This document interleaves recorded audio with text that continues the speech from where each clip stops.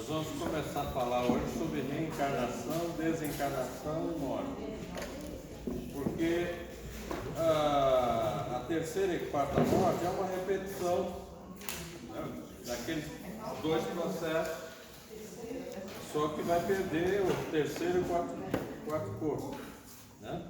Mas todo o processo de desligamento é semelhante. Então a gente vai adiantar para poder terminar ainda até dezembro, tá?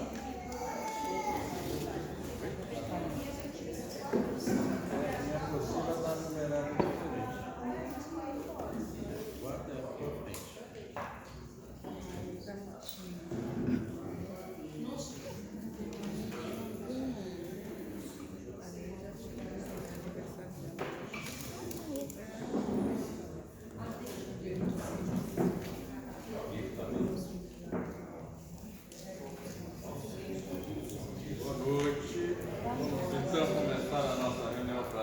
Agradecendo a Deus, nosso Pai, e a Jesus, nosso Mestre e Irmão, por nos possibilitar estarmos juntos mais uma vez.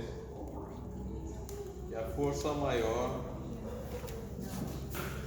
nos abençoe e nos una. Muito bem, dando prosseguimento às nossas reuniões, hoje vamos falar um pouco mais, de uma forma um pouco mais técnica, a questão da reencarnação, desencarnação e aquilo que é chamado de morte, que na verdade é uma desagregação molecular, né? Então vamos ler o enunciado e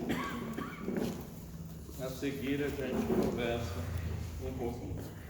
Normalmente, o indivíduo reencarna após a perda do primeiro corpo astral. Nesse caso, as características genéticas dos pais prevalecem na formação dos novos corpos, o primeiro corpo astral e físico. Caso ele reencarne sem a perda do primeiro corpo astral, prevalecerão na nova encarnação as características desse corpo, possuindo influência genética dos pais em menor grau. Portanto, ele poderá ser totalmente diferente dos pais ou possuir alguma semelhança com eles. Então, há casos, por exemplo, de nascimento de filhos, e no primeiro momento os pais acham estranho, não parece nem com a mãe, nem com o pai, tem traços fisionômicos diferenciados, né? Então, geralmente, nesses casos, que a fisionomia não tem, digamos, nada que possua de traços do pai ou da mãe, são espíritos que não perderam numa reencarnação anterior o primeiro corpo astral. Então, com o perispírito ainda na erraticidade, ele mantém-se com o primeiro corpo astral da reencarnação passada. E, consequentemente, os traços fisionômicos de pai e de mães e até o processo genético é em menor grau, porque o outro corpo astral puxa um pouco os traços genéticos da reencarnação anterior. Então são fenômenos, mas é interessante que mesmo os pais sendo outros, a semelhança genética é muito grande, não é?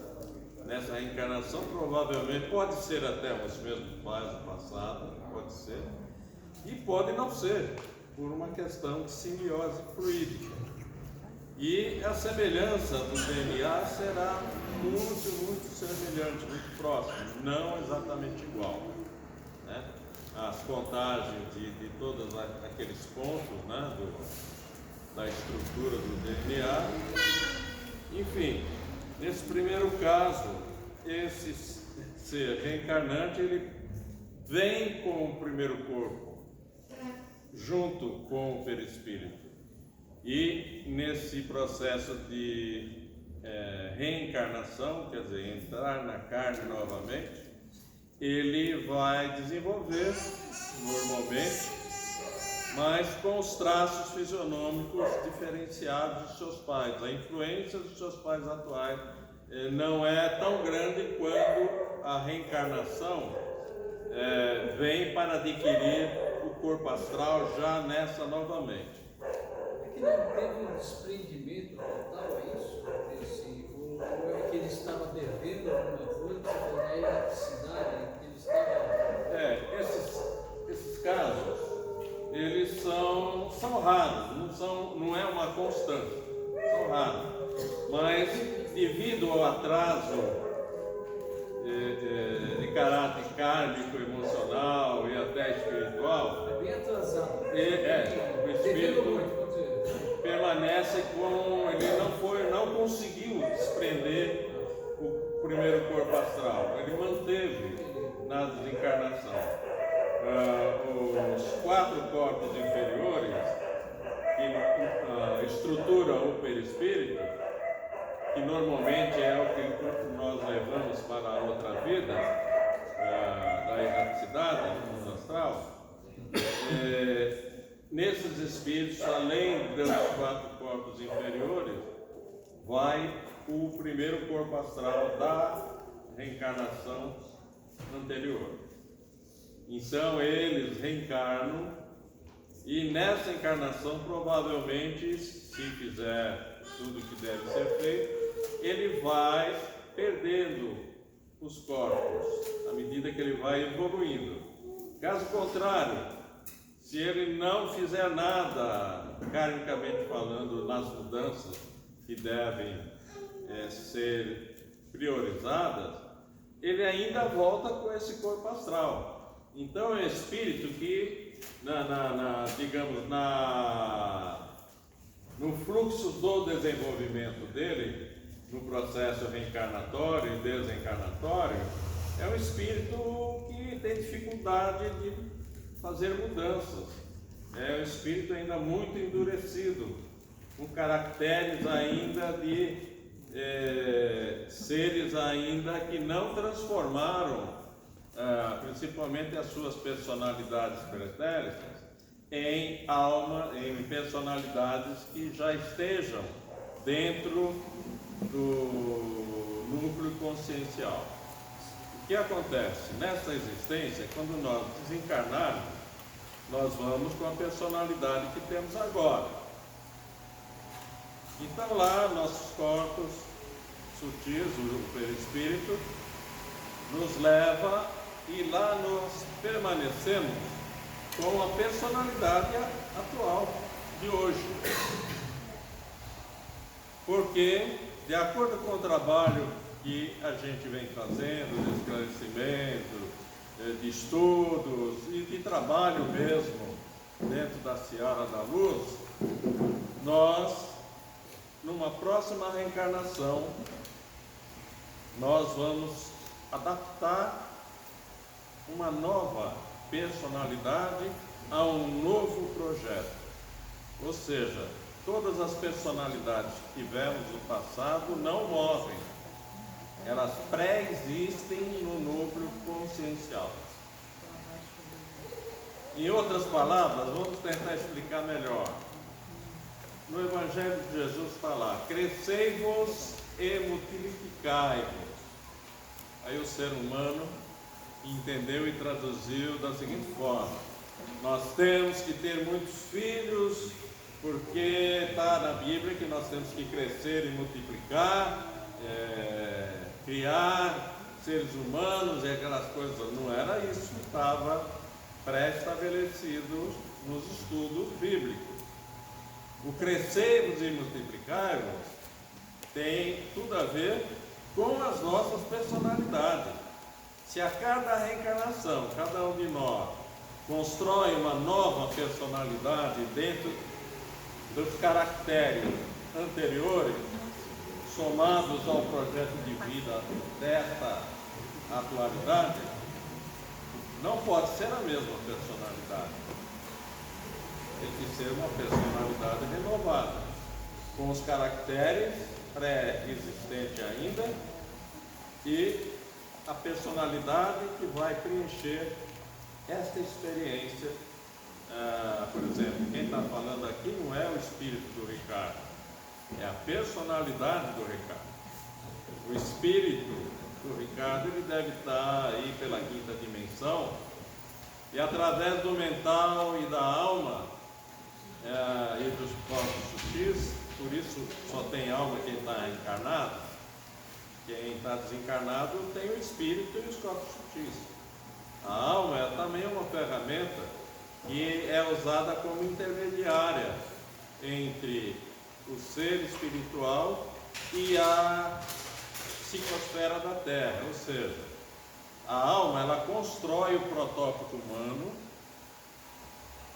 e nós, o espírito, irradia o seu projeto holográfico de vida, ou seja, tudo que ele é projetado sobre a alma como se fosse um projeto holográfico tridimensional.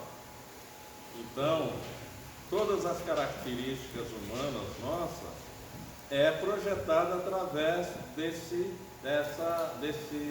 projeto holográfico. Então, nesse projeto holográfico está tudo que é nosso: memórias do passado, doenças criadas ao longo dessas experiências pretéritas. Tudo isso está inserido nesse projeto holográfico, que é importante o desenvolvimento desse projeto na alma. E a alma, como está mais próximo da psicosfera da Terra, aliás, dentro da psicosfera da Terra, na erraticidade, na erraticidade é a faixa mais baixa da quarta dimensão. A quarta dimensão tem três dinâmicas diferentes de vida. Tem a intermediária, que se prepara para a quinta dimensão. Os seres reencarnam nessa faixa intermediária, da quinta nessa faixa intermediária, e à medida que eles vão exercitando nessa faixa, eles vão preparando os corpos sutis que ainda possuem para a quinta dimensão. É como um prédio. Cada grau é um nível dimensional, não é? E cada nível dimensional é um nível de vivências, de experiências. A Terra tem 54 níveis dimensionais, de densidade diferente. Embora nós estejamos aqui na terceira dimensão, já entrando na quarta e em breve na quinta dimensão, nós estamos na 16ª densidade, ou seja, a nossa consciência já passou pela primeira, segunda, terceira, quarta, quinta, sexta. Nós estamos na 16ª densidade, e isso já vem junto com os processos reencarnatórios. À medida que eu desenvolvo o meu projeto de vida e que eu acrescento a esse projeto algo mais pela vontade de evolução, a evolução se faz pela vontade. Você quer continuar sempre o que você é só não fazer nada, é só não planejar uma vida, é só não se cuidar adequadamente. Esse corpo vai entrar em desequilíbrio vibratório, você vai reduzir o seu tempo de vida na Terra e, consequentemente, é um auto-suicídio, e você vai pagar pelo auto-suicídio. Senhor Ricardo, eu tive a oportunidade de conversar com duas pessoas que não só durante o tratamento, mas de experiências no dia a dia, tinham a sensação de ter uma personalidade, elas diziam, ela mesma entrando em conflito com ela, atrapalhando o dia a dia, atrapalhando a ajuda que ela buscar cura em outro lugar. Então ela tinha consciência de que não era um espírito, um obsessor. Porque a pessoa falava, era como se fosse eu mesmo me atrapalhando, não deixando que eu seguisse o meu caminho. É a própria personalidade, uma das personalidades, influenciando na personalidade atual. Então, hoje as pessoas parecem não ter mais percepção disso. Quando é um espírito, a gente já sabe como trabalhar, como lidar com isso. E nesse caso, como você pode tratar uma questão dessa? É falando claramente o que é. Olha, você não está nascendo na Terra pela primeira vez. Você já nasceu centenas, milhares de vezes. E cada vez que você reencarnou, ela pode não acreditar na reencarnação, mas nós temos a obrigação de orientar. Mesmo que a pessoa não acredite. Se você não acreditar, não tem problema. Você vai morrer um dia, você vai descobrir sozinho que a vida continua. Então é melhor que você descubra agora e fazer as reformas que são importantes.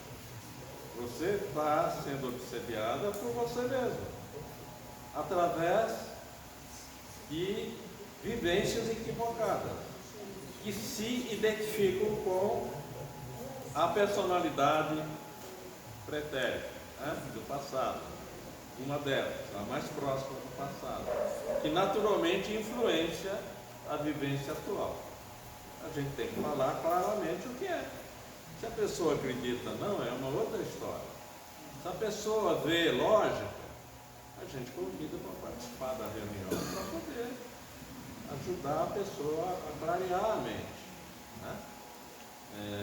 Eu até sou da opinião que as pessoas que fazem tratamento deveriam fazer como tratamento o estudo, estarem presentes, não vir se quiserem, né? Não, o tratamento depende de você fazer as reuniões de estudo, porque na reunião de estudo a gente vai tirando as dúvidas, a gente vai conversando sobre coisas que de fato estão acontecendo. Então é importante o convite sempre, né? Então, nesse caso, a influenciação é mais da última existência, porque está muito claro para ela que ela sente que é ela mesma. Então, ela sente que tem episódios diferentes, pensamentos diferentes, postura ética e moral diferenciada de quando ela sente que é ela mesma. Então, na verdade, ela é as duas pessoas, né? É a personalidade do passado que está em conflito, ou seja, não está no núcleo consciencial. O que é estar no núcleo consciencial? Então, se hoje eu me dedico a um trabalho de estudo, de transformação pessoal, o núcleo consciencial atual sou eu, aqui e agora.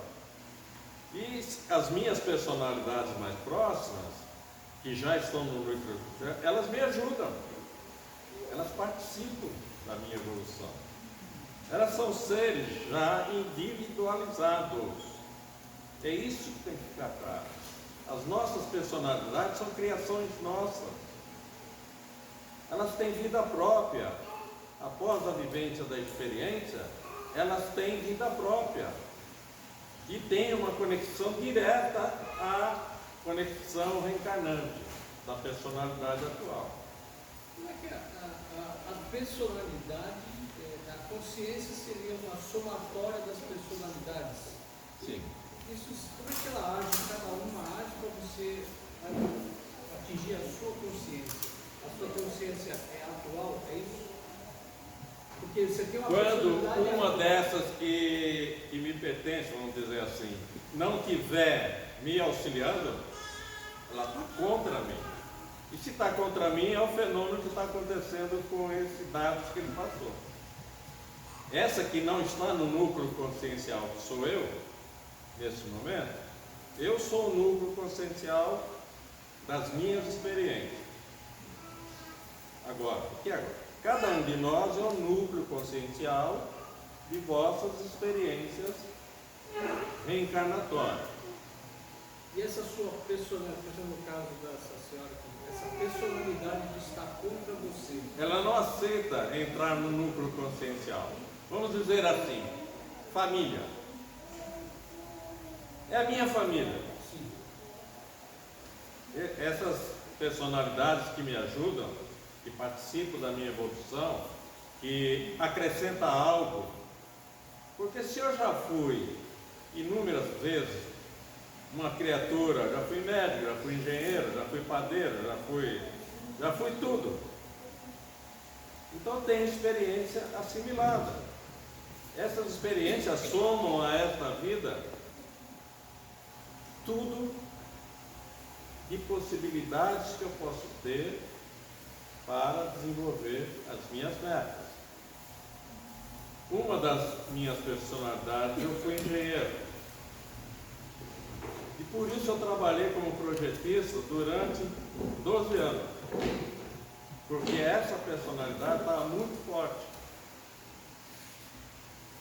Meu pai, por coincidência, eu não acredito em coincidência, meu pai é carreteiro, eu trabalhei com ele. Então eu tenho experiência de obra, já trabalhei com obras e tal. Mas de repente, a personalidade atual, hoje, do Ricardo, foi um médico também numa das encarnações. Ela passou a ter o domínio. E o que aconteceu? O conflito entre aquela personalidade atuante minha e a atual personalidade hoje. O conflito fez com que eu adquirisse uma auto-obsessão, ou seja, eu mesmo ficando doido comigo mesmo. Ou seja, eu ouvia vozes, eu sentia duas pessoas conversarem comigo, mas eu achava que era eu mesmo conversando comigo. Então, o primeiro psiquiatra que me levaram, eu tinha 12 anos. Antes disso, eu já tomava remédios para o estado emocional.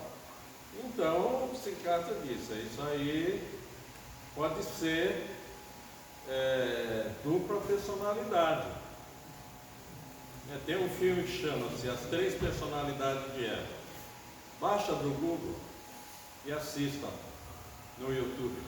Baixa no YouTube esse filme. Tem um filme, um caso verídico nos Estados Unidos de uma senhora, de uma jovem senhora que teve 3 personalidades distintas. As 3 personalidades distintas ela viveu intensamente. Claro que foi um rebuliço total, né? Porque uma tinha já família constituída, a outra não queria saber de nada, e a terceira, muito menos. Então, era uma confusão. E o psiquiatra que cuidou dela começou a se interessar pelo caso, começou a estudar. Surgiu, no final, a 4ª personalidade, que era a verdadeira, que tinha que estar no comando da experiência. Ou seja, as 3 eram conflitantes entre elas. E quando surgiu a 4ª, que era realmente a personalidade criada para o desenvolvimento da vida naquele período da existência. como é que você resolveu no seu caso que as duas personalidades, uma entrou em conflito com outra, se uma pessoa, vai se defender em relação a isso daí? O meu pai me levou, fui em vários centros espíritas, todo mundo dizia que era obsessor. Se é obsessor, por que não tira? Não é? Aí eu fui na federação, eles disseram que era auto-obsessão. Aí me explicaram que era meu mesmo e eu tinha que fazer tratamento. Aí eles me indicaram um psiquiatra da federação mesmo, que tem lidado com muitos casos dessa natureza. Então ele foi me orientando e através da orientação naturalmente, essas duas personalidades foram se adaptando. E à medida que eu fui sendo influenciado pela espiritualidade, pelos mentores que me ajudavam, porque eu sempre senti espíritos à minha volta, mas para mim era normal, eu achava que todo mundo tinha a mesma coisa. E de repente eu comecei a ver os espíritos, comecei a conversar com eles, com os mentores, então eles foram me orientando que eu tinha que fazer um trabalho de ordem, digamos, trabalhar mesmo, né, com a mão na massa e se virar, né? Estudar muito. Então, a partir daí, meu pai se interessou em fundar um lar. O lar foi fundado por ele para que eu e meu irmão tinha problemas semelhantes, eu e meu irmão pudéssemos trabalhar dentro de uma casa espírita que entendesse esse problema, porque nem todas as casas espíritas entendem esse tipo de problema. Se o dirigente não estudar a questão da psique humana para poder dar as suas explicações, ele vai dizer que é obsessor e vai ficar aí. Não é?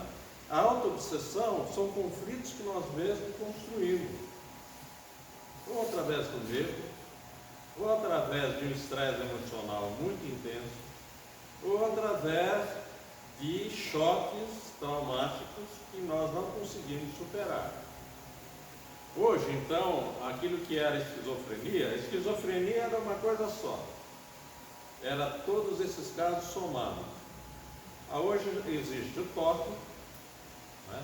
A pessoa que tem está na depressão e está na euforia, né? Né? A bipolaridade. Bipolar. Ansiedade. Bipolar, né? Uma pessoa pode ter 4 personalidades. Pode. Até mais. Existem estudos, até mais. No sanatório de Uberaba, que eu estive lá junto com um grupo de estudo, havia uma doente que se dizia que era a Virgem Maria. Né?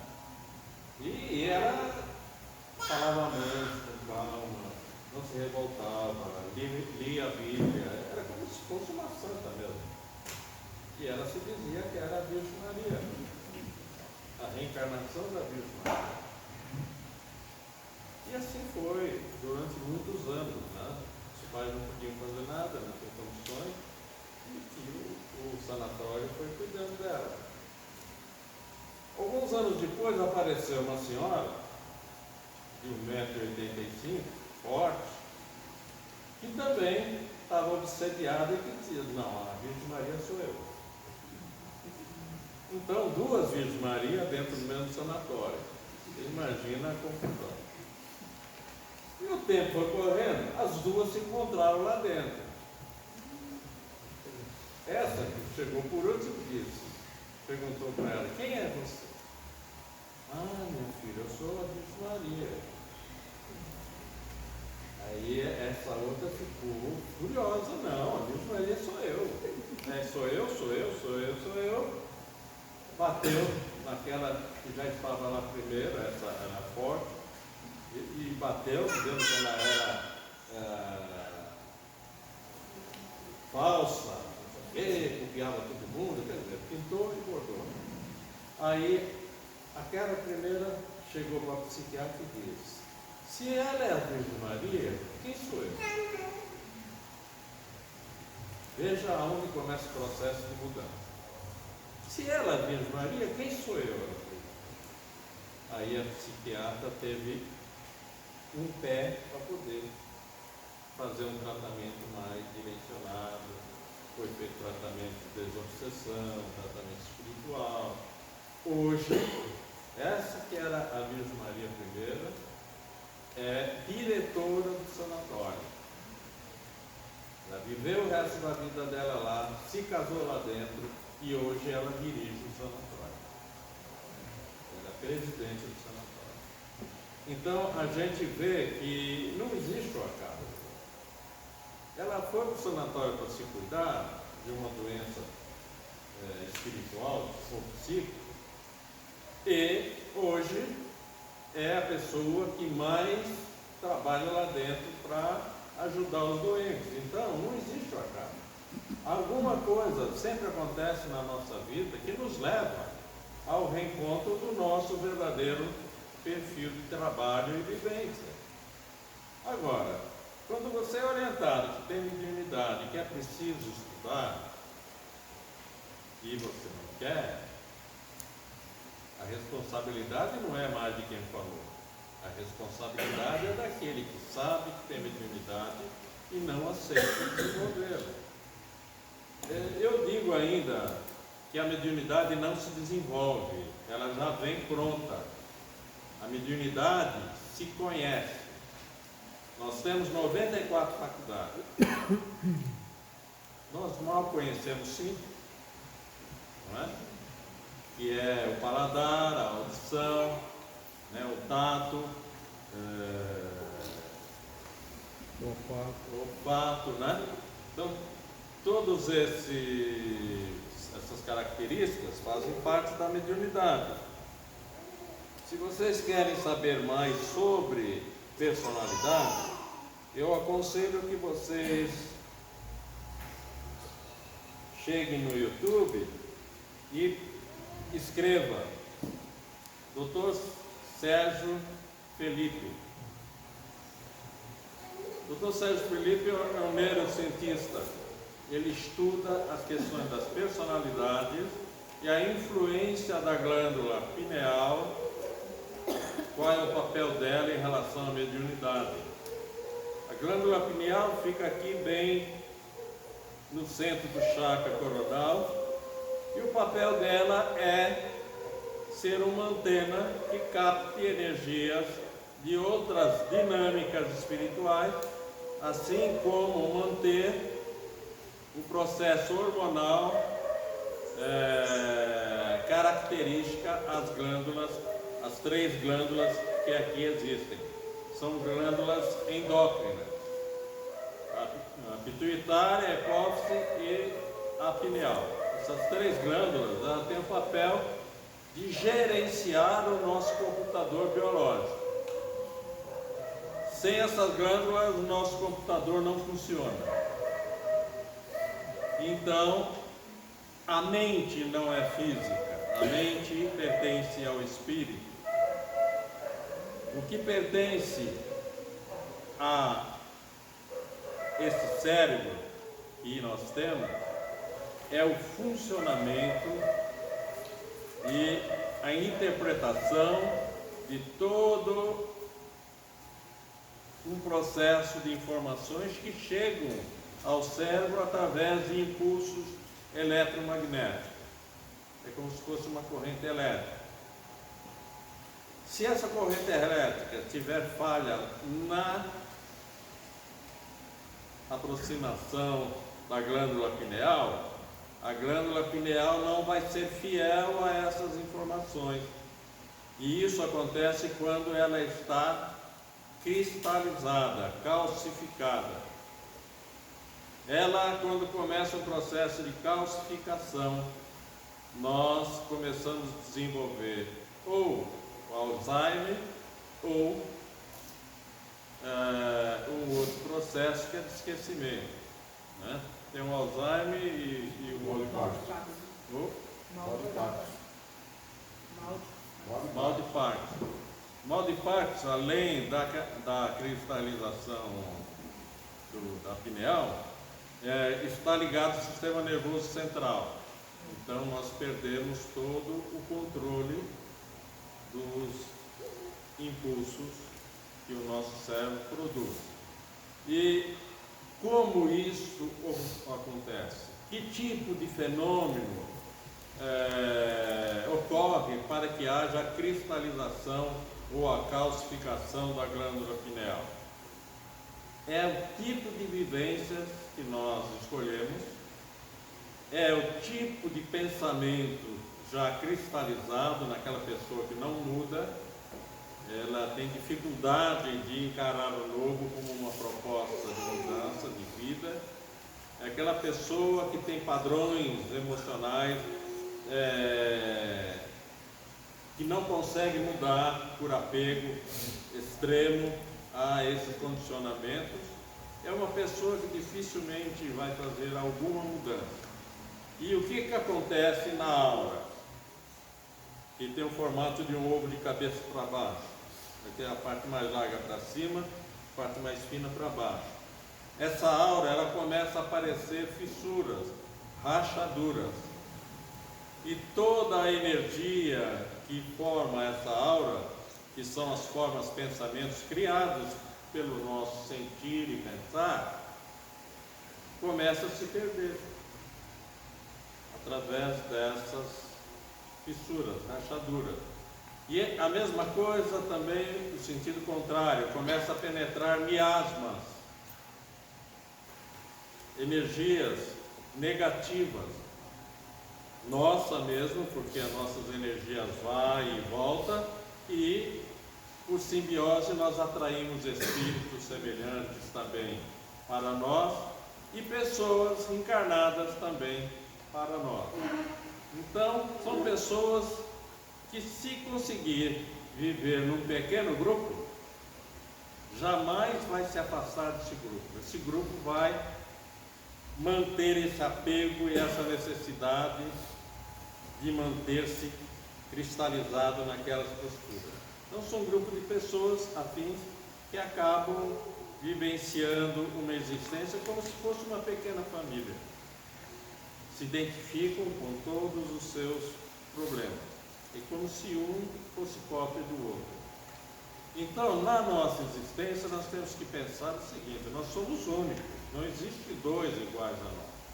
Eu posso ter um irmão gêmeo em todas as características, porém, a alma dele é dele e a minha alma é a minha alma. Não há uma alma simbiótica, a não ser em casos gravíssimos de ódio, onde nascem os chifópagos. São duas pessoas no mesmo corpo. Eles se odeiam tanto, que se não estivessem juntos no mesmo corpo, compartilhando o mesmo corpo, eles se matariam. Se fossem dois irmãos normais, um mataria o outro.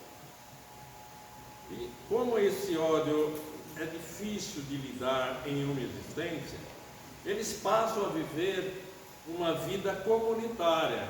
Parte, um controla por o lado direito e controla o lado esquerdo. E o que está do lado esquerdo controla o lado direito. Então, andar, de vez em quando no YouTube tem vídeos de chifópagos. Tem um vídeo que esses dois irmãos eles andam como aranhas. O que comanda do lado direito e comanda o lado esquerdo movimenta a perna e a mão esquerda. E o que está do lado esquerdo movimenta a perna e a mão.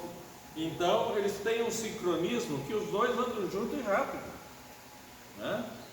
Assim como se fosse uma aranha. E eles se alimentam, se cuidam, trabalham. Quer dizer, eles se fecharam numa pequena comunidade. Os dois vivem muito bem. Esse viver muito bem vai levá-los futuramente a uma separação depois do desencarne.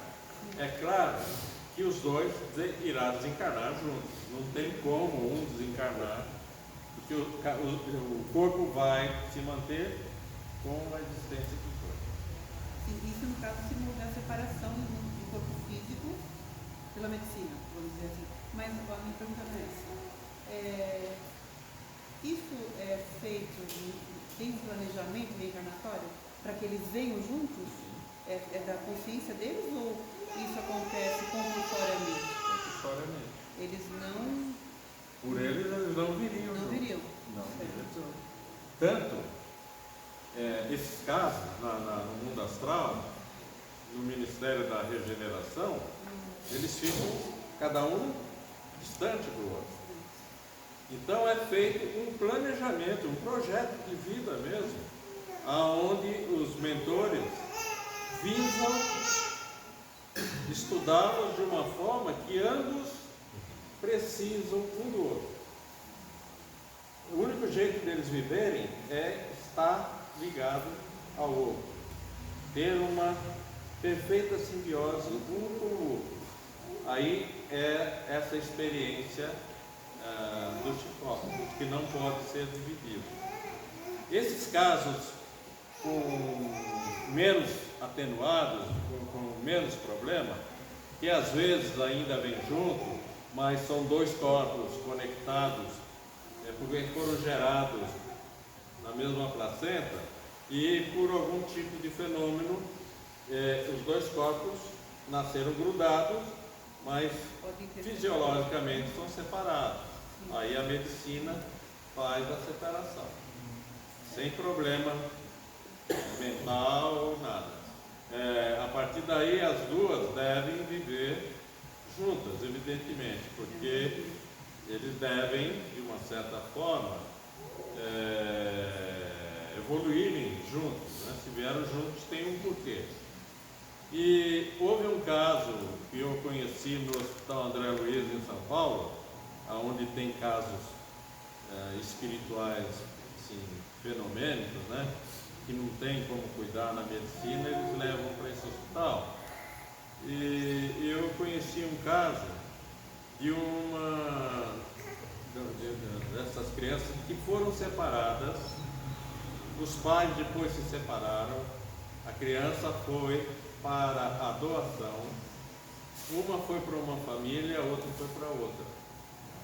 Misteriosamente, quando uma morreu, a outra logo em seguida desencarnou, embora tenham sido separadas. Então, mesmo separadas pelo corpo, eles tinham uma simbiose mental, emocional. Se tivessem juntas, a probabilidade delas evoluírem seria fantástica.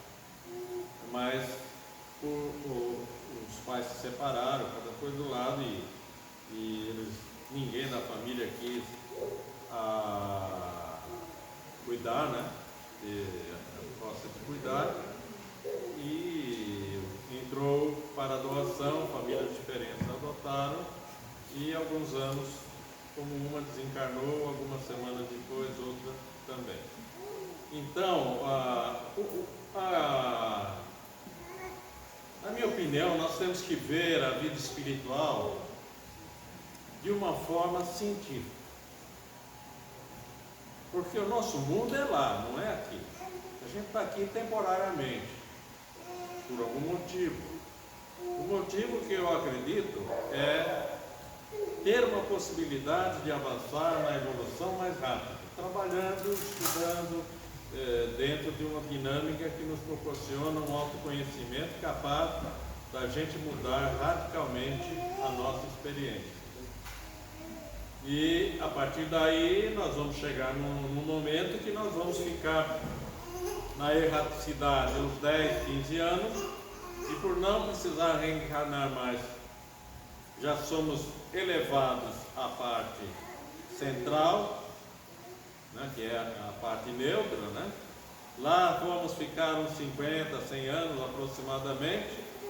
Talvez peçamos para reencarnar como missionários em alguma atividade, né? O Chico, por exemplo, ele veio como missionário, não como reencarnação compulsória.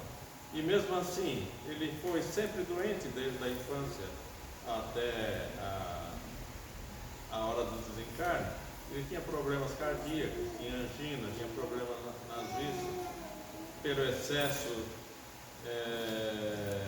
Ele passava noites e noites escrevendo, então a vista foi enfraquecendo, tendo problemas seríssimos, e houve um momento que até vertia sangue da vista, né? Derrame. Enfim, existem casos e casos, não dá para generalizar. reencarnação não pode e não é semelhante. Cada reencarnação é uma história, é um projeto definido com pessoas experientes nessa área para que tudo seja possível no processo reencarnatório para dar certo. Às vezes não dá porque somos influenciados pela família, pelo meio social e pelas informações aí que a gente recebe maciçamente das religiões, de televisão, de filmes, de coisas. Então é importante a gente entender que a mediunidade ela é biológica. E como biológica nós temos que entendê-la, compreendê-la. E compreendendo nós temos que dar uma definição a isso. Por exemplo, se você não tem o tato, você, com tratamento, você pode, a partir de um dado momento, passar a perceber o tato através de algum tipo de tratamento.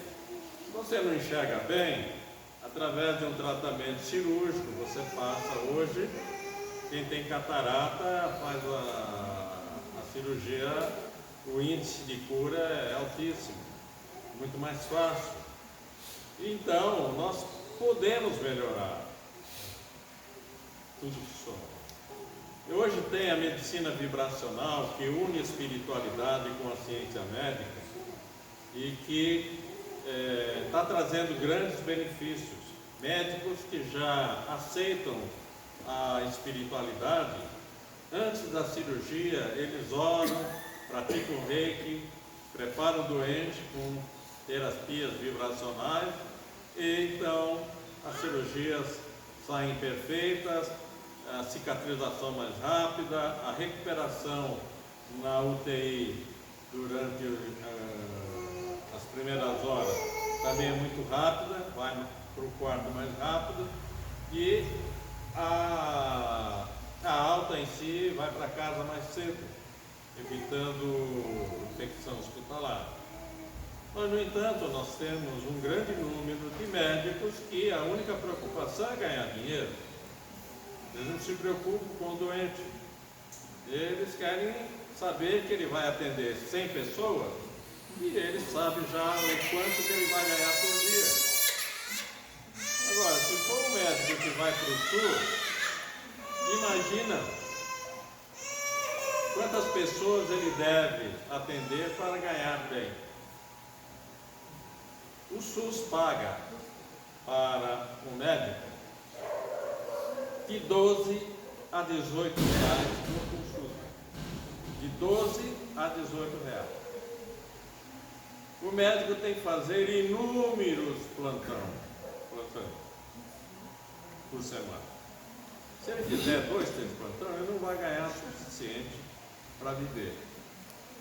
Se ele tiver facilidade de construir uma clínica, de aos poucos ir criando os seus clientes, ele vai ter uma outra atividade que vai dar suporte. Se for um médico que veio de família humilde, ele vai ter que mergulhar de cabeça fazendo serão a semana inteira. Eu conheço uma médica que é conhecida da minha família,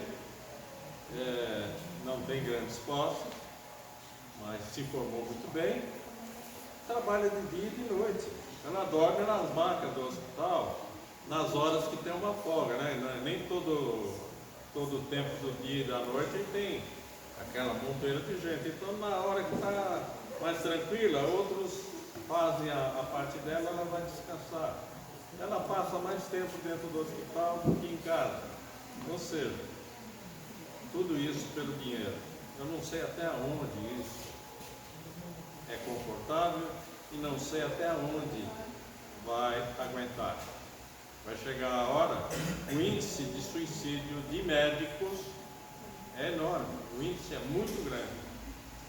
E o índice alcoólico, né, de dependente alcoólico e até de droga na medicina, por médicos também é um índice muito grande. Porque eles trabalham sob pressão, não sabem lidar com isso, então, se começa na bebida, não para mais. Se se envereda pela droga, pior ainda. Legal. Voltando um pouquinho no quesito da auto-obsessão, nós acompanhamos alguns médiuns, não só aqui no Brasil, mas no mundo inteiro, que eles começam com um trabalho muito bacana, muito perfeito, vão desenvolvendo, enfim, e de repente a auto-obsessão o engloba, né? A minha pergunta é a seguinte: os mentores e os irmãos espirituais que têm essa sensibilidade, essa aproximação desse médium, eles não podem intervir nesse quesito, tipo assim, olha cara, você está fazendo um pouquinho errado, ou de repente, se você fizesse por aquilo, seria melhor? A Organização Mundial de Saúde tem lá sua lista de doenças, a obsessão. A Organização Mundial da Saúde já entende que a obsessão é uma doença que mata já alguns milhões de seres humanos por ano. Tanto que está lá na lista de doenças. Então, médicos que poderiam, a partir daí, ter uma postura diferente, se foi aceita pela Organização Mundial de Saúde, que são médicos responsáveis por esta organização. Se isso está lá aprovado como uma doença, por que os médicos não encaram isso como uma doença importante a ser conhecida? E tem um dado interessante: lá fora a espiritualidade é muito mais respeitada do que no Brasil. Nos Estados Unidos, por exemplo, na Universidade de Yale, é opcional você se formar com orientação metafísica, onde entra a espiritualidade e os estudos metafísicos que a espiritualidade traz, ou simplesmente, se o médico não quiser, ele se forma da forma tradicional. E o índice de médicos que se formam com a espiritualidade é muito maior do que o índice de médicos que não aceitam. Se é maior, é porque lá fora eles encaram a espiritualidade com mais compromisso, com mais responsabilidade. Para eles, a espiritualidade é uma ciência. Para nós, infelizmente, as casas espíritas transformaram as casas espíritas em mais uma casa de religião. A filosofia dos espíritos não é religião, é uma ciência que estuda a vida espiritual de cada um de nós. Se nós encarássemos a doutrina dos espíritos como ciência, haveria menos bajulação religiosa, né? E aquela muita coisa, né? Kardec para cá, Kardec para lá, esqueceram Jesus, agora é só Kardec. Jesus está em segundo plano. Nada contra o kardecismo, pelo amor de Deus. São fatos que a gente tem que entender o que está acontecendo. Agora tem algumas casas, aqui mesmo no Guarujá, que trabalham para a pureza doutrinária. Eu não sei o que é pureza doutrinária. Sinceramente, não sei. É fazer só o que eles faziam quase 300 anos atrás? Se for só isso, será um grande atraso. Sim, agora no caso do médium, o médium que ele se acha o bambambam, o todo-poderoso, o próprio mentor que o acompanha, ele tem essa possibilidade ou essa ordem do universo para intervir, no caso, falar para ele: olha, cara, você está auto-obsediado, não é por aí, porque não tem essa. O livre-arbítrio é respeitado. Experiência própria. Eu passei por isso. Eu achei que era o supra-sumo da espiritualidade. Quebrei a cara. E aí é conflitante com uma das personalidades, então. Fiquei doente, fiquei obsediado, parei quase um ano de trabalho, que vinha naturalmente fluindo. Nós somos falhos. Essa é a verdade. Nós precisamos sofrer para poder entender aonde estamos errando. E eu sofri muito esse trauma de eu mesmo ser o responsável pelo meu erro. Então eu tive que me perdoar, fazer um trabalho de autoajuda comigo mesmo. Os espíritos amigos nunca deixaram de me ajudar, de forma alguma, até nos momentos mais críticos, eles estavam sempre me orientando. Calma, quanto mais você se culpar, pior vai ser para seu restabelecimento.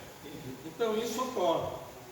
Aqui mesmo nós tivemos outros casos de médiuns fantásticos. Um médium que eu orientei durante 20 anos para me substituir. Eu sei que eu não vou viver a minha vida inteira, né? Quer dizer, eu vou viver a vida inteira até onde der. Mas estava preparando alguém para que o lar pudesse dar prosseguimento na estrutura que a gente começou, né? Simplesmente ele enfiou os pés pela mão, não quis fazer tratamento e eu tive que colocá-lo para fora, para não desequilibrar o processo.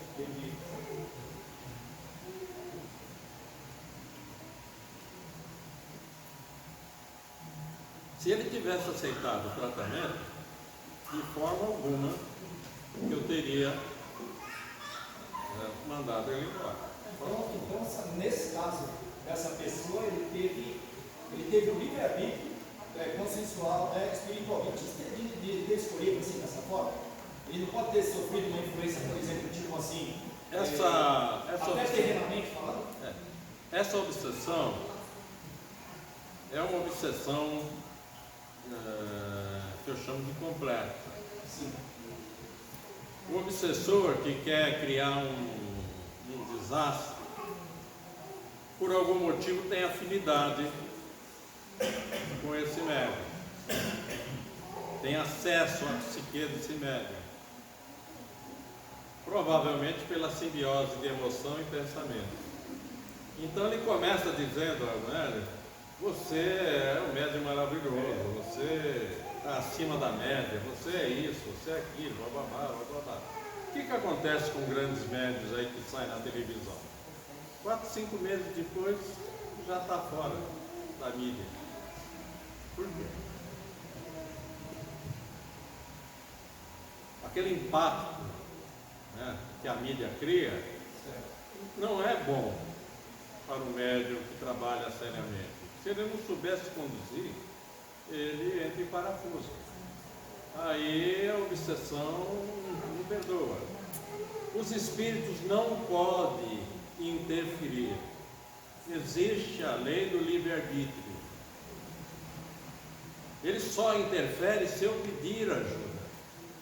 E eu pedi ajuda aos espíritos. Eu pedi ajuda a outros médiuns de outras casas. Tanto é que antes da reforma dessa casa, eu não estava muito bom não, eu estava meio castigado. E estava num processo de estresse muito grande. E eu pedi ajuda, eu deitava na maca, por favor, vamos fazer a terapia. Fui em outras casas espíritas. Então nós não podemos achar que somos insubstituíveis. Todos nós temos falhas, todos nós erramos. O que precisamos é ter humildade para recomeçar. Essa humildade é que vai nos fortalecer através das renovações que vamos fazendo. Então, com relação a essa experiência da reencarnação, vamos falar mais um pouco. Ocorrendo do segundo corpo, ocorrendo a perda do segundo corpo astral, haverá grande influência genética, ancestral, mas o indivíduo trará algumas características relativas à aparência física da última reencarnação, sem as anomalias pré-existentes. Nesse caso, o que é mais frequente, os filhos saem parecidos com os pais, porém com centenas de diferenças que os tornam singulares. Eu conheci um caso de pai de pele negra não muito escura, mas negros, e o filho nasceu branquinho de cabelo loiro. Não é? Tudo branquinho mesmo. Tem até um nome que eu não esqueço. Albino. O filho nasceu albino. Aí foram pesquisar, nos antepassados dessa família existiram albinos. E esses albinos moravam numa colônia que só tinha albinos. Então, o pai, depois dessa pesquisa que foram feitas pela família e tal, se acalmaram mais um pouco, né? Porque os pais negros, o filho albino, o pai e a mãe ficou meio desconfiado, né? Mas o marido. O que aconteceu, né? Só você pode ter diferença de traços, né? Seria apenas o rosto ou poderia ser o corpo também? O corpo também, totalmente. Então, por exemplo, uma família em que o pai tem aí 1,90 m de altura, a mãe 1,75 m, 1,80 m, todos são 3 filhos, um exemplo. Os 3 filhos são altos e um filho apenas saiu baixinho. Será que pode ter alguma... Sim, existe no planejamento da reencarnação, por exemplo, esse que nasceu quase a metade mais da altura dos demais, ele pode ter alguma transformação a fazer a nível moral e ético, porque sempre chama atenção, né? Família de pessoas grandes, de repente tem um filho.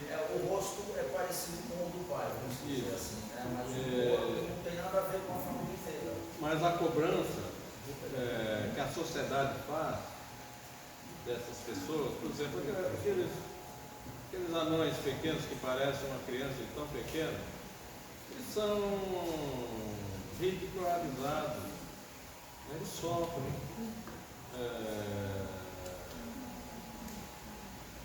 A questão da sociedade que não entende,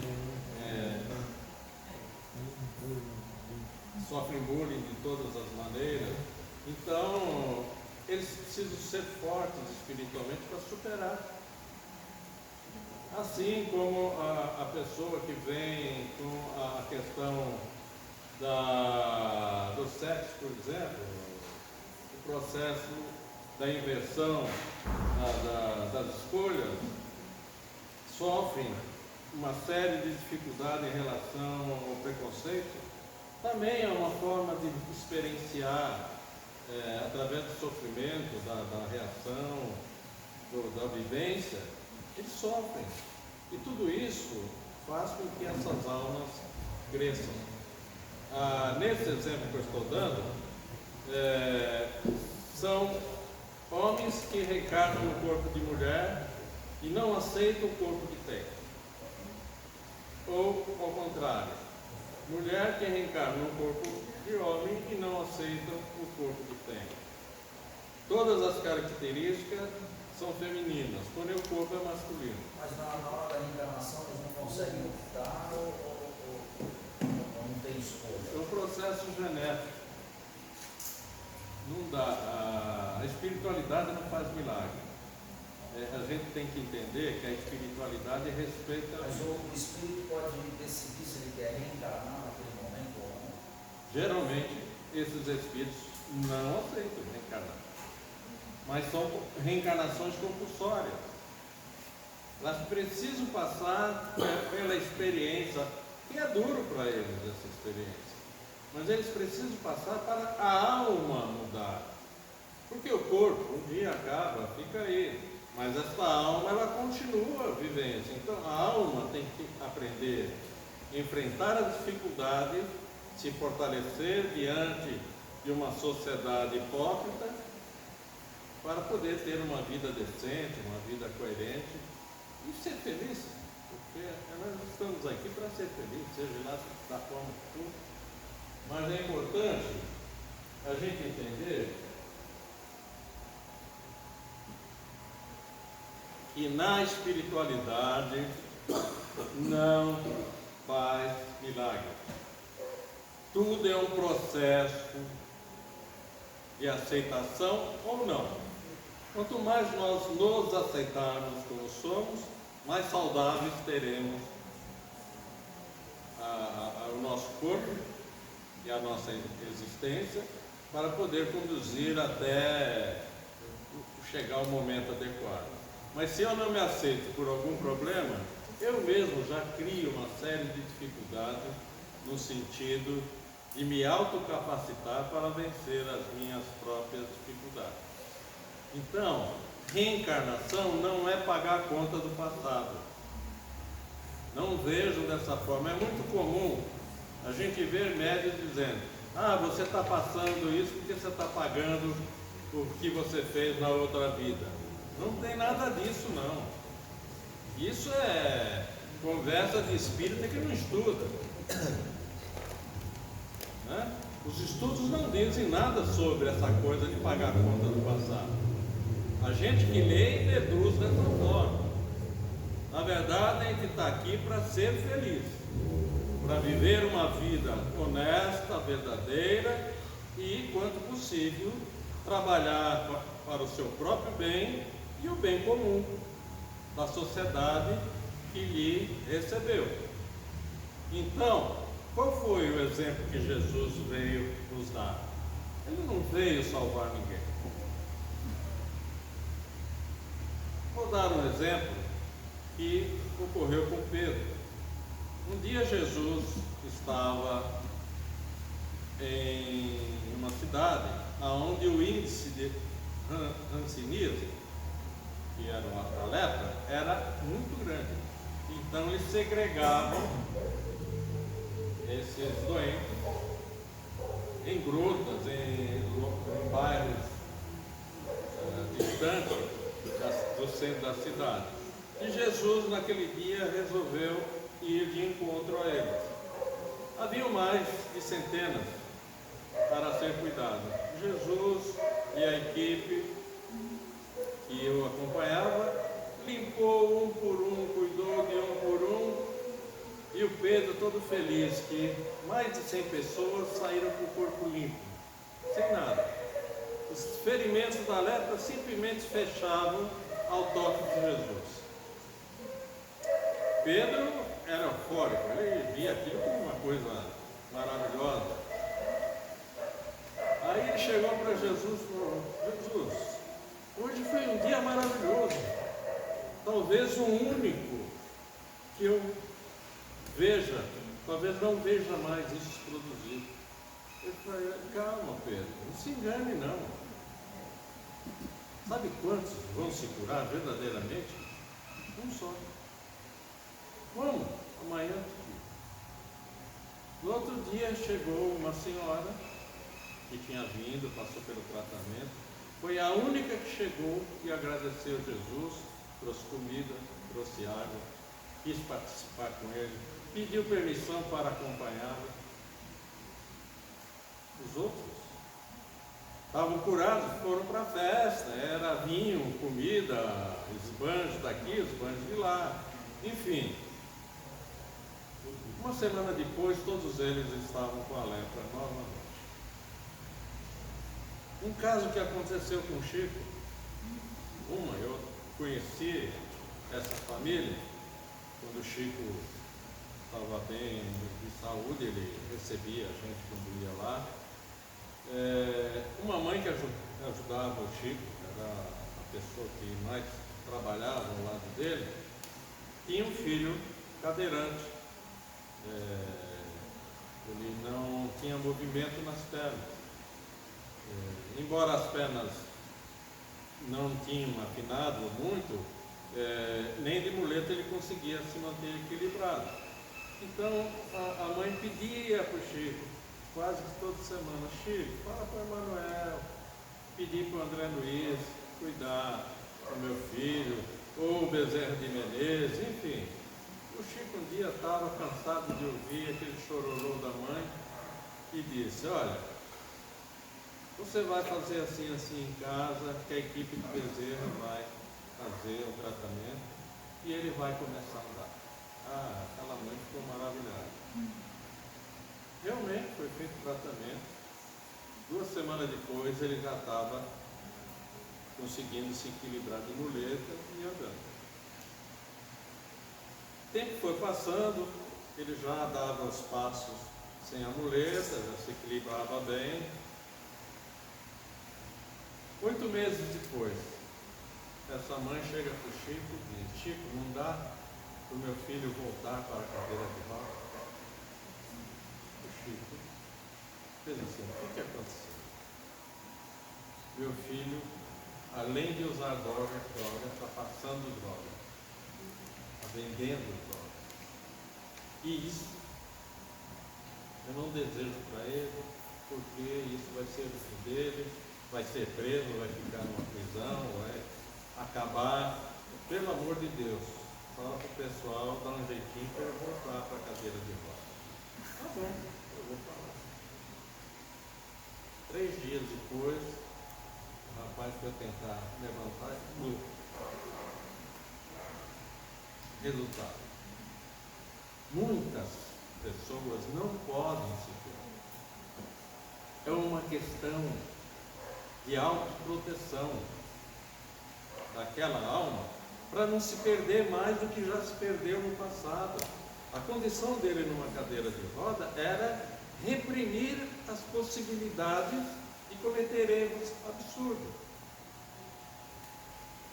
Um caso de um jovem que tinha se suicidado 5 vezes.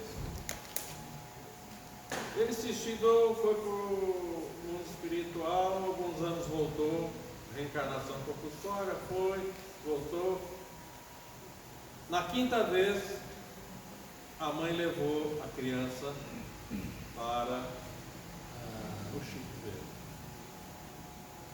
Ele veio cego, sem movimento nas pernas e nas mãos. Ele simplesmente precisava de quem cuidasse, desse água, desse comida, desse. A única coisa que ele tinha funcionando é a boca para falar e os olhos. O resto, né? O tronco perfeito, funcionando muito bem, porém pernas e mãos. E a mãe falou: Chico, o que eu faço? O que vocês espíritas podem fazer? O Chico falou: nada. Não podemos fazer nada. Porque se ele se curar, mesmo que seja das mãos, ele vai se arrastar e vai se jogar mais uma vez. Seria então, se ele fizesse isso, o 5º suicídio. Percebe? Às vezes as pessoas estão doentes, a gente dá uma esperança de cura. Nós não podemos dar esperança de cura. Nós não sabemos a história daquela alma. De repente, a doença é a cura que aquela pessoa precisa. Aquela limitação é para salvar aquela alma de algo que ele possa fazer de errado com ele e ficar pior. Outros passam por acidentes profundos, né? Se salvam e muitas vezes se perguntam: por que eu estou aqui? Deve haver um motivo para estar aqui, né? Passou por um acidente, passou por uma série de coisas e está vivo. Deve haver algo maior do que viver, né? Então existe uma causa atrás desse fenômeno, que é abraçar a espiritualidade com amor e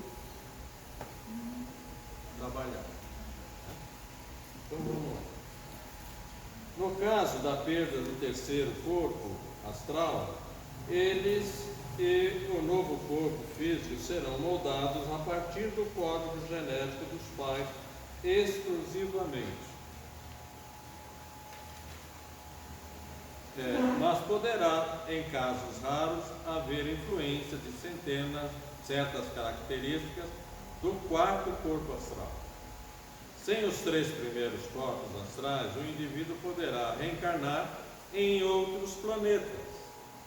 Então, por exemplo, se eu sou um espírito que em outras vidas eu fiz algo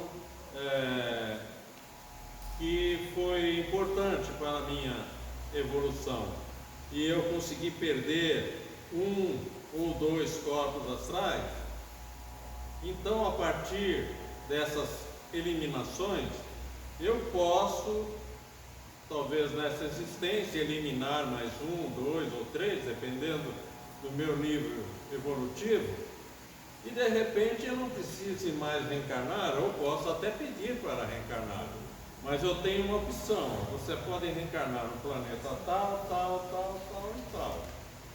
Você prefere a Terra? Eu prefiro, conheço mais do que os outros, eu prefiro vir numa missão mais tênue, né? Menos complicada, porém com possibilidade de continuar evoluindo. E o que aconteceu com Ramatiz, Ramal e a sua equipe? Eles poderiam ter voltado para Marte, eles são de Marte. E o amor que eles têm pela Terra é tão grande que eles ficaram na Terra.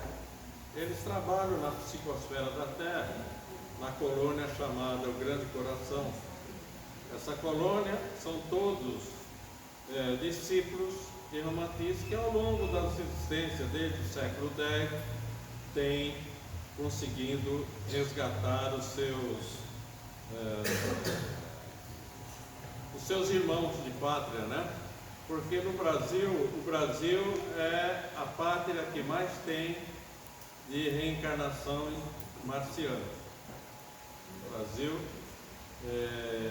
tem um contingente marciano muito grande. Um dia eu perguntei para Ramal por quê.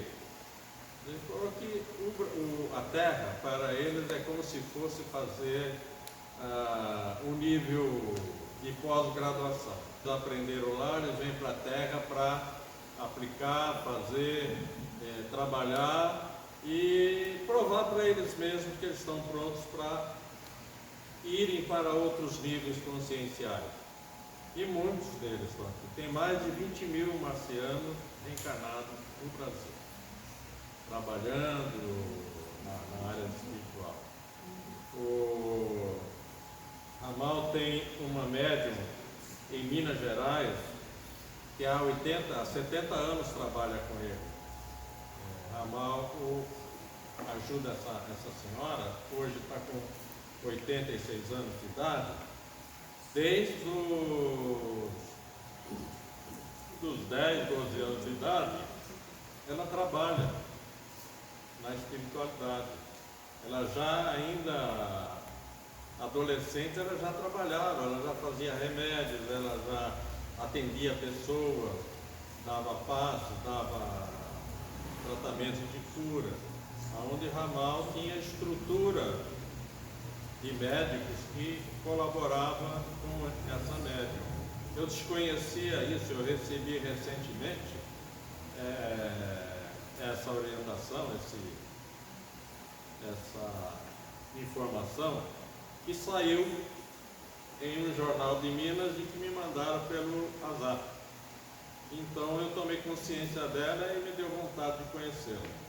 Então, uma hora eu vou fazer uma visita lá em Minas Gerais para ver, aprender, né, com o outro aparelho de Ramal, para poder, dentro dela, ter uma experiência fantástica.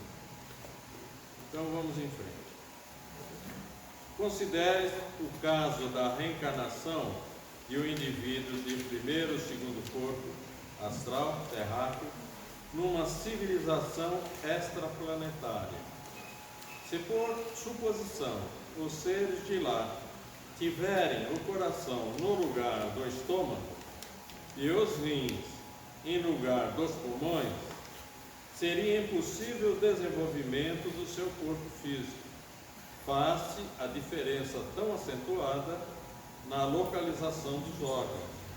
Se eu o conseguisse, nasceria uma criança com aqueles órgãos situados anormalmente e misturaria em seu novo corpo características físicas terrestres e extraterrestres. Veja como é interessante. Reencarnou uma criança de Marte recentemente, ela estava com 5, 6 anos de idade, ela estava no avião com o pai, e ele pediu para visitar a cabine. Ele sentou na cadeira do piloto, começou a mexer em tudo quanto é botão. Olha, isso aqui é para isso, aquilo lá para isso, para isso, para isso. Como se fosse um piloto de experiências fantásticas. Como é que uma criança traz uma informação técnica de equipamentos, de um jato, que é coisa recente, né? No mínimo, essa criança já teve uma reencarnação e foi piloto, para que pudesse ter uma bagagem tão clara com 5, 6 anos de idade. Então, são fenômenos que nós temos que estudar. Então, essa reencarnação dessa criança não é compulsória. Ela veio para ajudar uma série de fazer uma série no futuro dele de experimentos que talvez ele seja um astronauta ou coisa semelhante, né? Ou até um professor com experiências suficiente para trabalhar de uma forma muito avançada, né? Então nós precisamos entender que a espiritualidade é o nosso verdadeiro lar. Quando Jesus disse, meu reino não é desse mundo, ele foi verdadeiro. Ele é o responsável pela terra, ele é o criador da terra, ele é o governador da terra, por enquanto. Porque quando o mundo terreno, a terra, estiver já próximo do final da transição, ele vai passar o governo da terra a Saint-Germain, e Jesus vai para o Logos Solar. Lá no Logos Solar, eles comandam toda a estrutura desse nosso grupo estelar, né, que é o Sistema Solar. Então Jesus vai para lá. No Sol tem vida, aquilo lá não é puro fogo, aquilo acontece na psicosfera do Sol, aquelas explosões, aquelas coisas todas. O Sol é uma estrela, toda estrela tem vida, evidentemente vida de espíritos extremamente iluminados, né? Se a gente for chegar pertinho, só o bafo de calor vai derreter o nosso corpo, né? Então, cada coisa está certa no lugar certo. Se a Terra tivesse alguns quilômetros mais perto do Sol, não precisa muito não. Se a Terra tivesse mais 5 quilômetros da sua rota mais curta em relação ao Sol, ela já sairia do sistema. Então,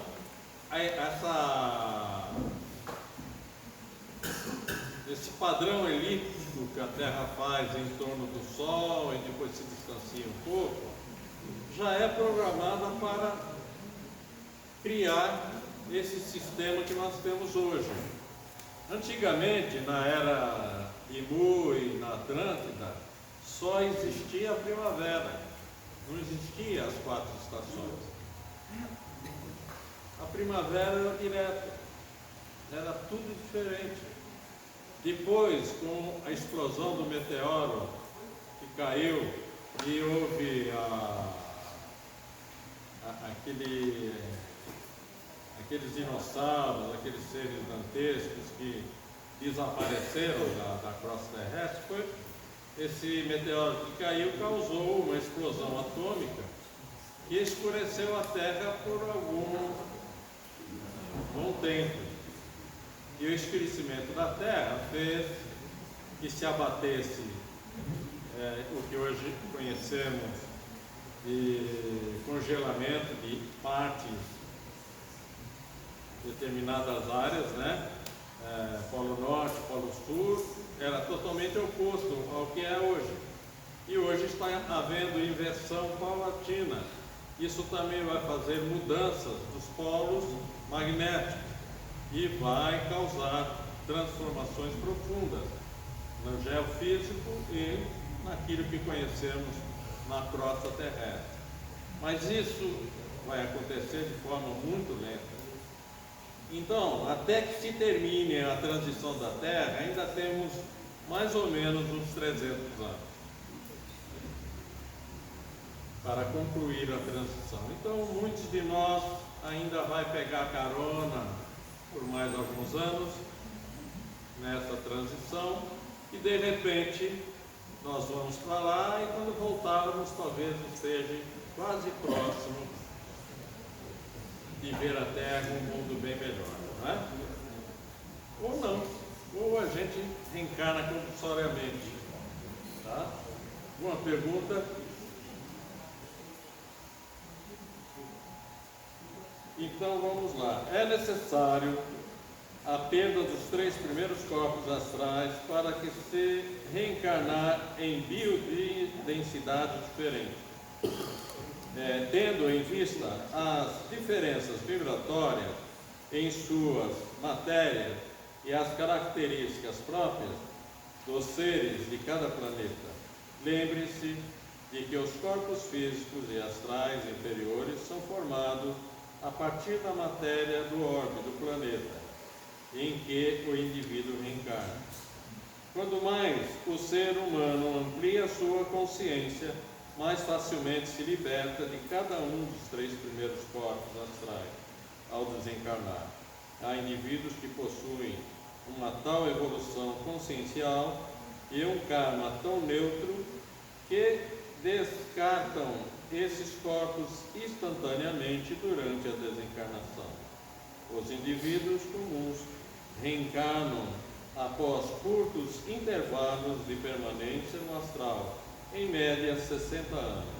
Todavia, em casos especiais, pode-se lá permanecer por menos tempo, ou também por centenas ou milhares de anos antes de uma nova tarefa. O tempo de permanência no astral é muito relativo. O ideal é permanecer mais tempo reencarnado. Tá?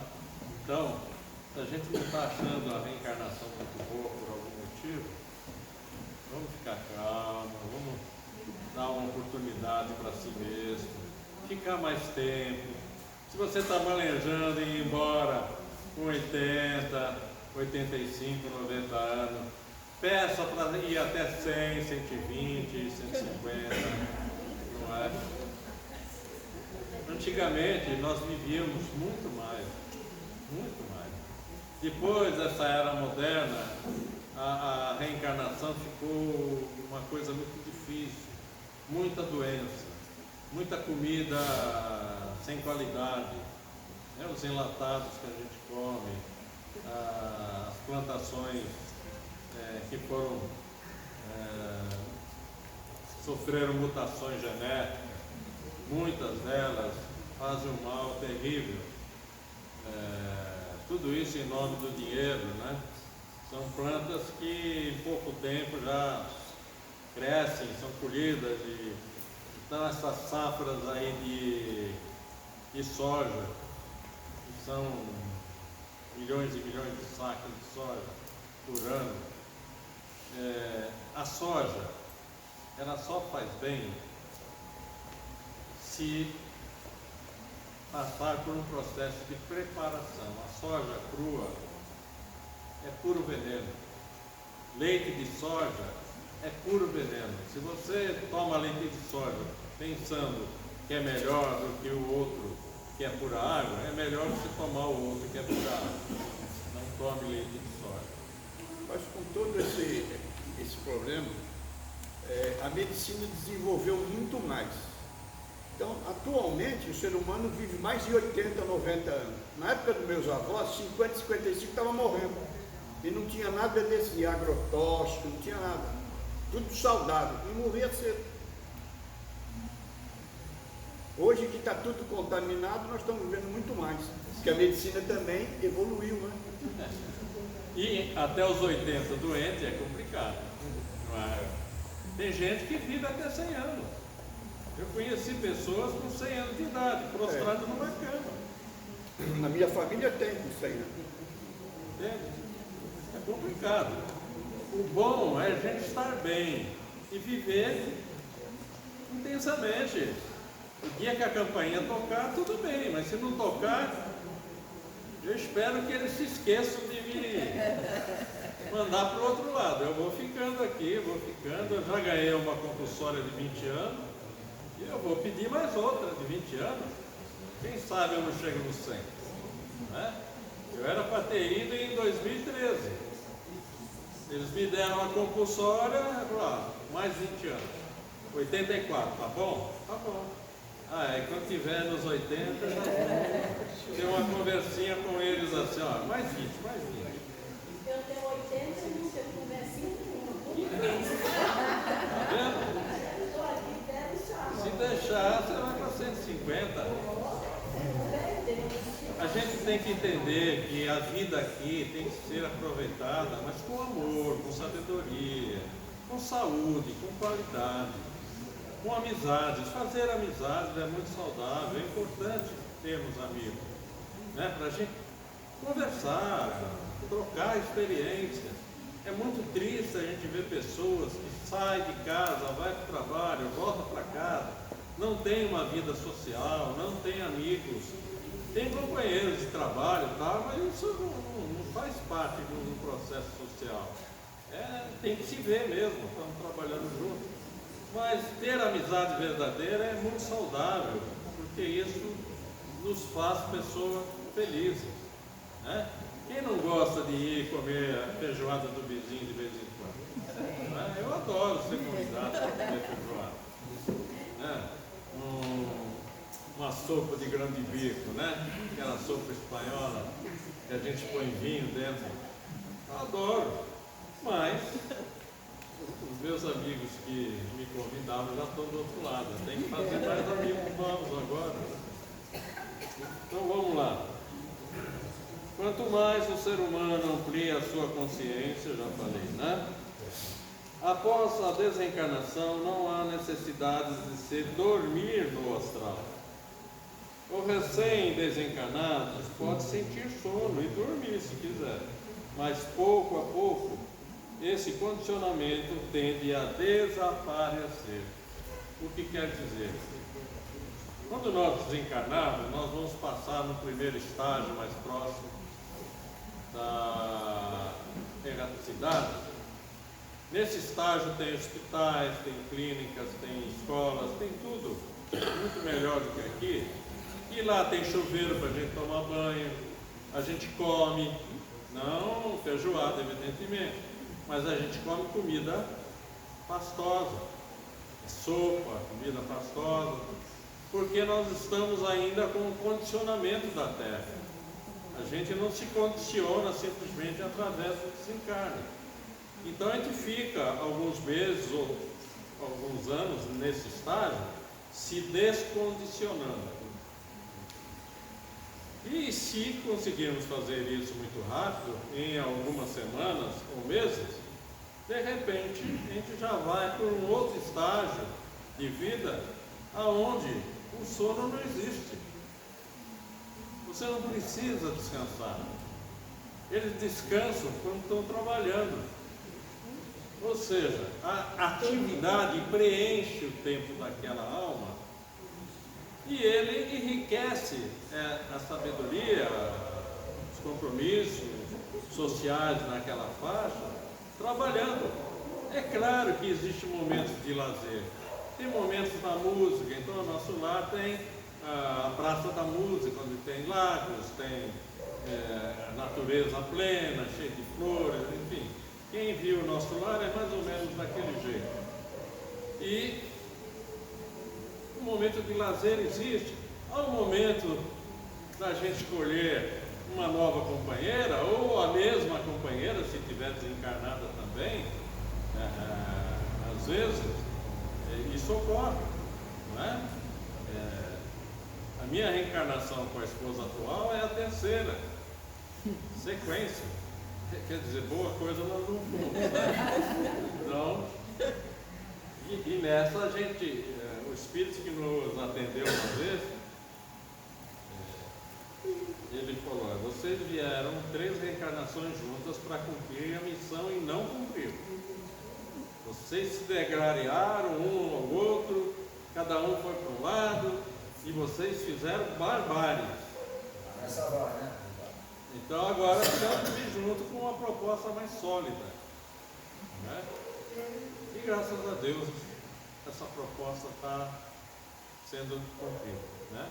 Ela é a presidente da casa, ela que comanda, eu só sou o assessor técnico, né?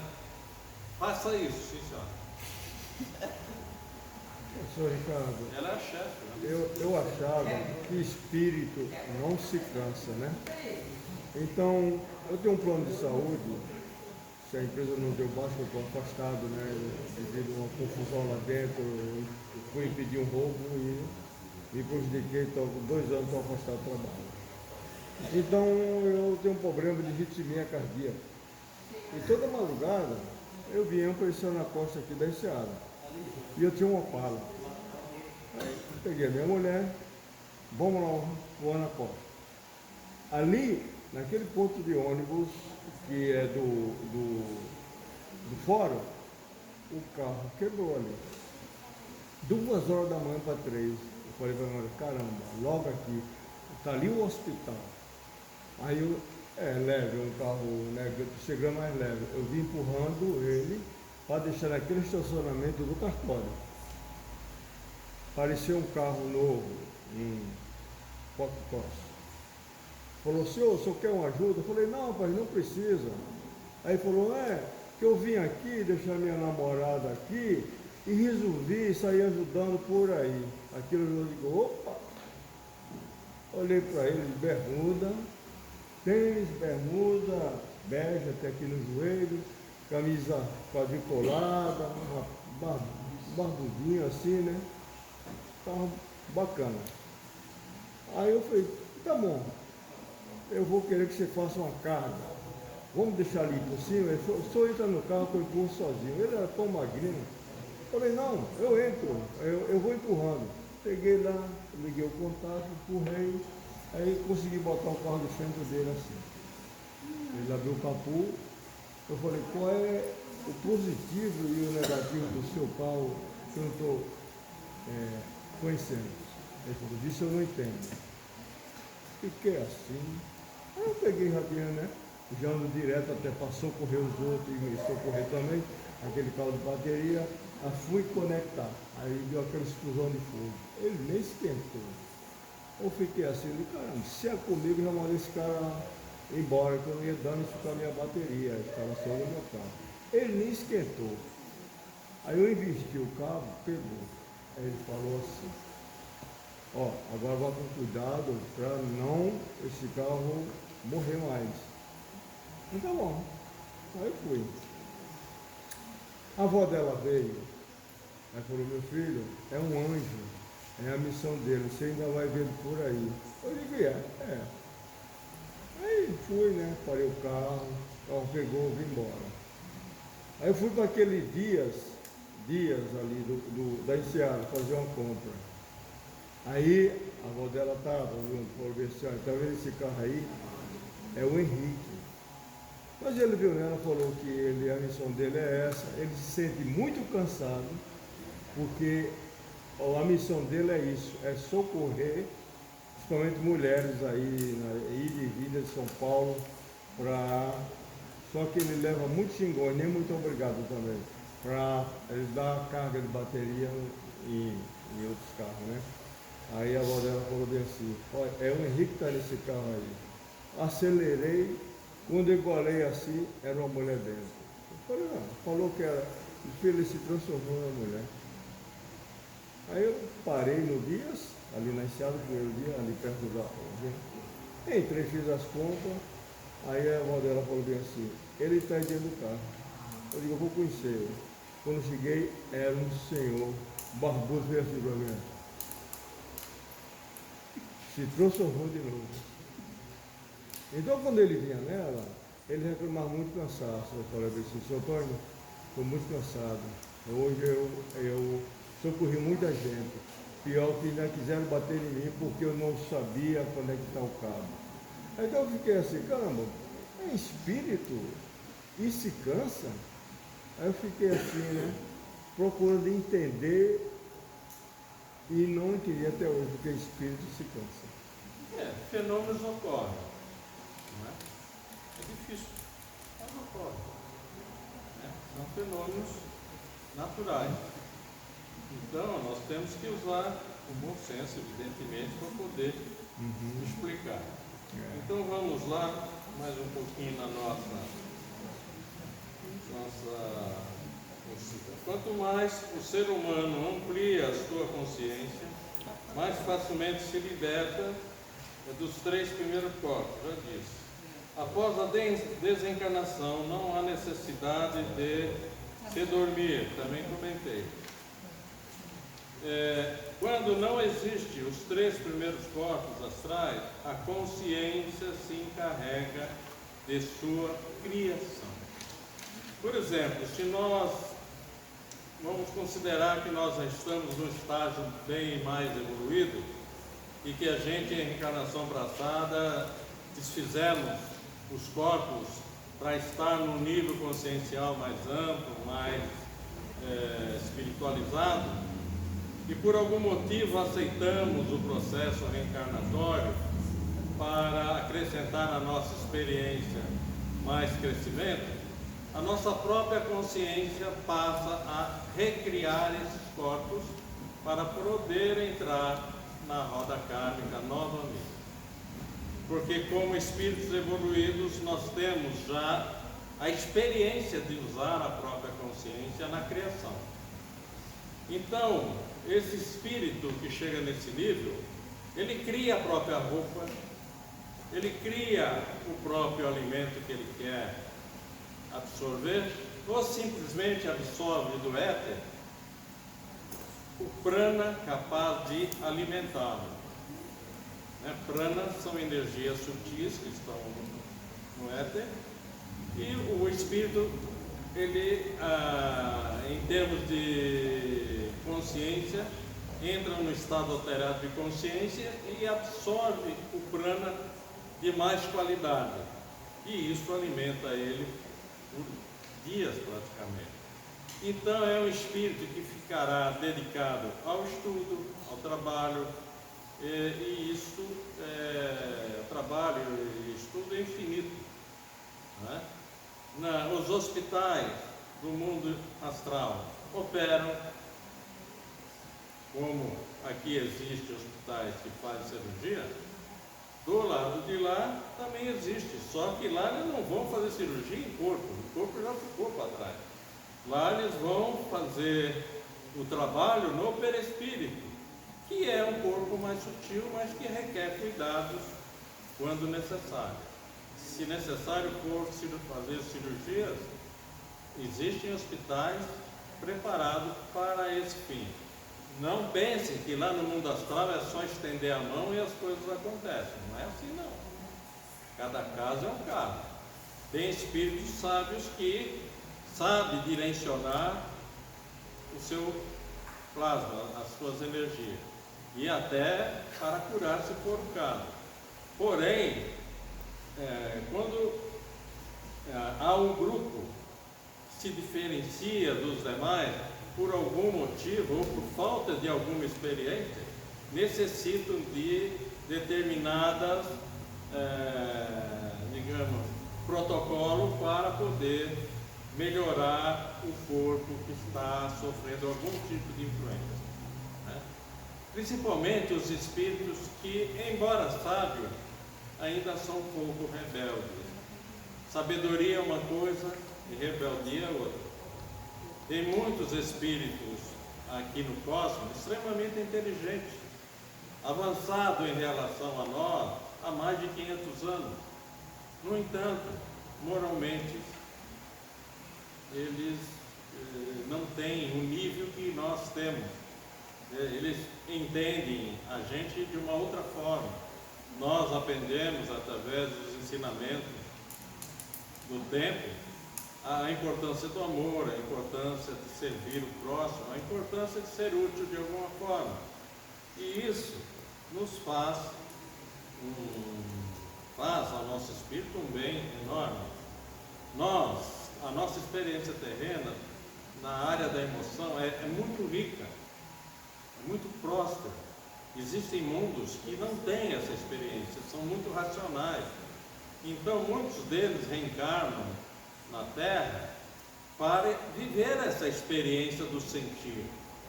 Eles têm um intelecto muito evoluído, uma sabedoria muito avançada, porém no sentir eles não têm experiência. Então a Terra ela é muito rica nesse sentido, porque além de servir de escola para nós e de hospital, temporariamente é também um presídio. Nós estamos aqui presos, entre aspas, por um determinado período. Então, enquanto estivermos aqui, a experiência deve ser aproveitada com o maior bom senso possível. A importância do amor é muito rica na experiência de vivenciá-lo. E o amor ainda está longe da gente conhecer os seus benefícios, porque ainda não sabemos amar. Olha, eu te amo porque você é uma pessoa maravilhosa, mas se você não fosse,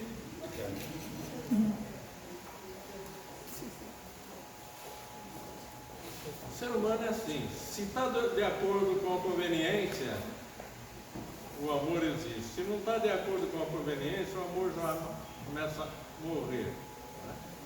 E depois que morre, não tem jeito. O ser humano ainda tem esse problema. Porque o verdadeiro amor liberta, acrescenta na nossa vida experiências que ainda não vivenciamos. Então, vamos tentar aprender a amar como Jesus amou, né?